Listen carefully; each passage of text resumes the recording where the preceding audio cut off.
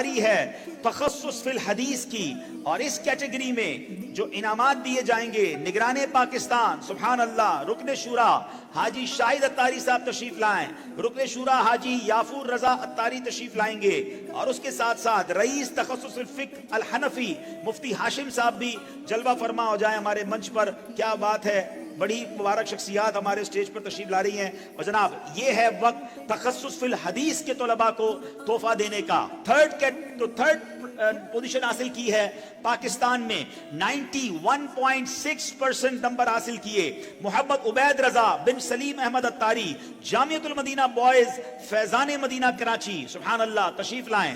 Second position حاصل کرنے والے امجد علی بن لیاقت علی، جامعۃ المدینہ بوائز فیضان مدینہ کراچی، انہوں نے 93.9% نمبر حاصل کیے، اور سبحان اللہ اس تخصص فی الحدیث میں جو پہلی پوزیشن حاصل کی ہے محمد نعیم بن کرم حسین، ان کا تعلق بھی جامعۃ المدینہ فیضان مدینہ کراچی سے ہے، 94% نمبر حاصل کیے ہیں۔ زور سے کہیے سبحان اللہ۔